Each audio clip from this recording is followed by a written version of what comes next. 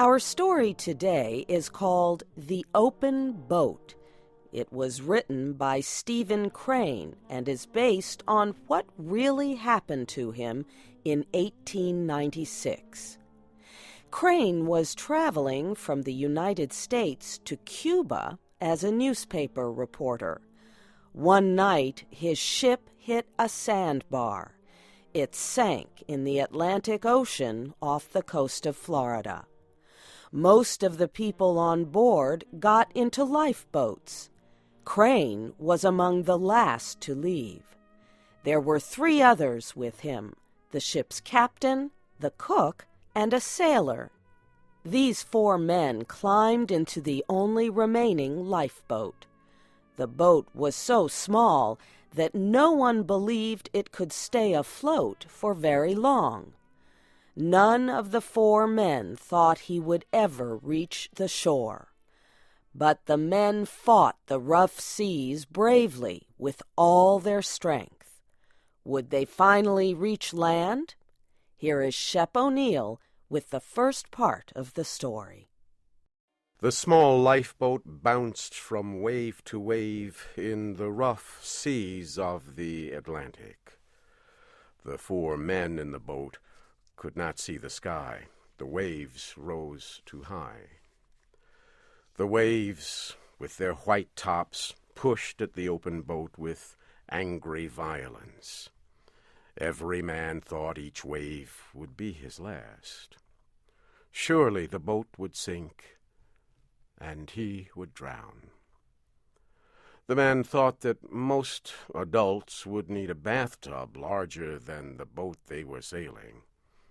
The waves were huge, and each created a problem in guiding the direction of the boat.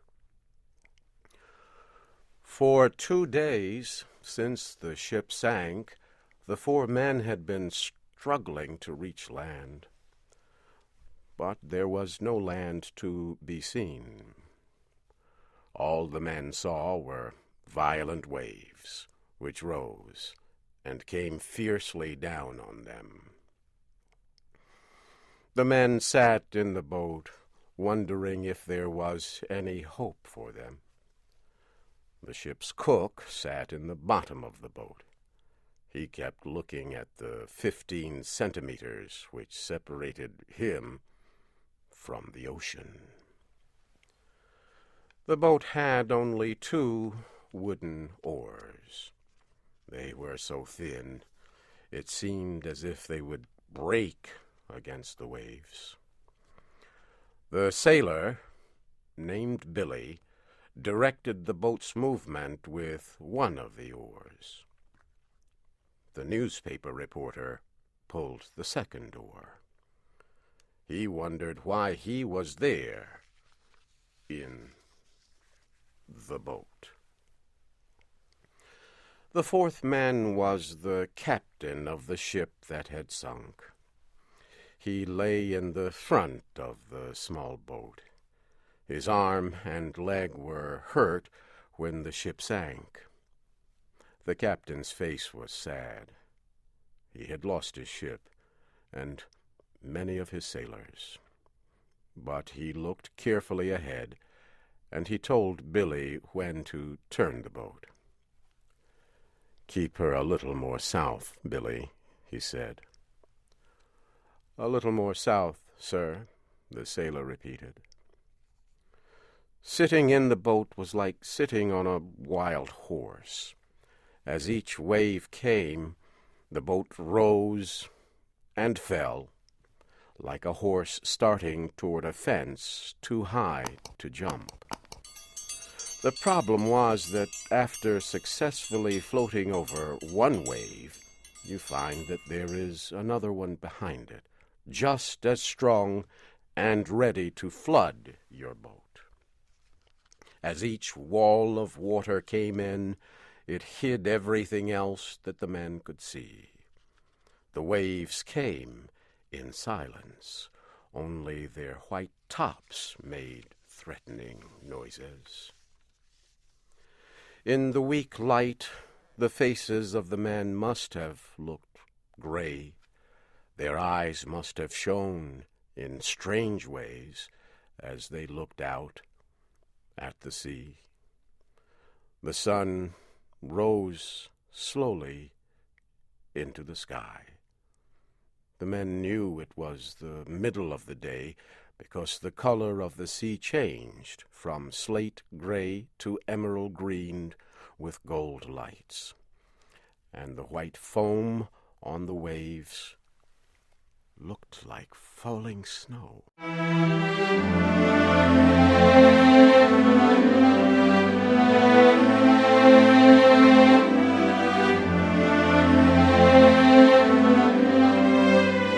As the lifeboat bounced from the top of each wave, the wind tore through the hair of the men.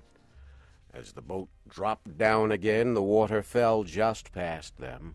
The top of each wave was a hill from which the men could see for a brief period a wide area of shining sea. The cook said the men were lucky because the wind was blowing toward the shore. If it started blowing the other way, they would never reach land. The reporter and the sailor agreed, but the captain laughed in a way that expressed humor and tragedy all in one. He asked, "Do you think we've got much of a chance now, boys?" This made the others stop talking. To express any hope at this time, they felt to be childish and stupid. But they also did not want to suggest there was no hope, so they were silent. "Oh, well," said the captain, "we'll get ashore all right." But there was something in his voice that made them think, as the sailor said, "Yes, if this wind holds." Seagulls flew near and far.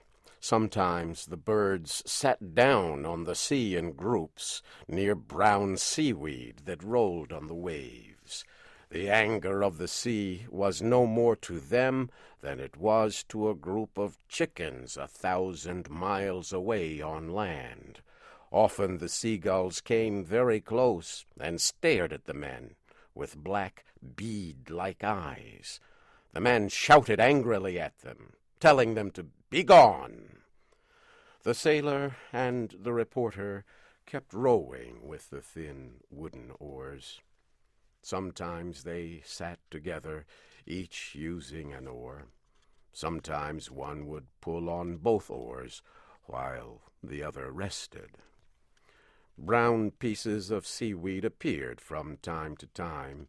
They were like islands, bits of earth that did not move. They showed the men in the boat that it was slowly making progress toward land.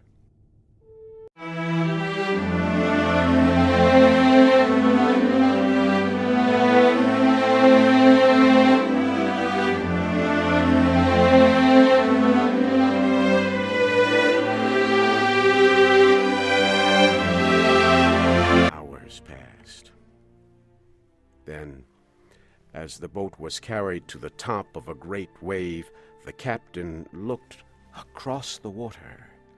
He said that he saw the lighthouse at Mosquito Inlet. The cook also said he saw it. The reporter searched the western sky. "See it?" said the captain. "No," said the reporter slowly. "I don't see anything." "Look again," said the captain. He pointed. "It's exactly in that direction."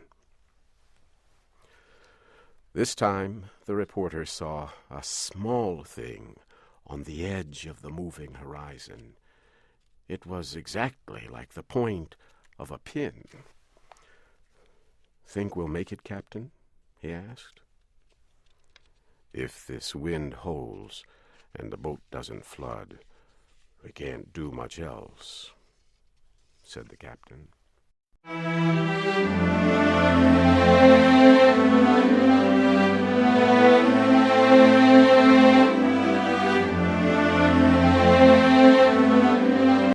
would be difficult to describe the brotherhood of men that was here established on the sea. Each man felt it warmed him. They were a captain, a sailor, a cook, and a reporter. And they were friends. The reporter knew even at the time that this friendship was the best experience of his life. All obeyed the captain. He was a good leader. He always spoke in a low voice and calmly. "I wish we had a sail," he said, "to give you two boys a chance to rest." So they used his coat and one of the oars to make a sail, and the boat moved much more quickly. The lighthouse had been slowly growing larger. At last, from the top of each wave, the men in the boat could see land. Slowly the land seemed to rise from the sea. Soon the men could see two lines, one black and one white. They knew that the black line was formed by trees, and the white line was the sand.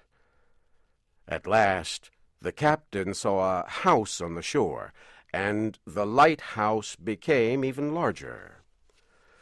"The keeper of the lighthouse should be able to see us now," said the captain. "He'll notify the life-saving people."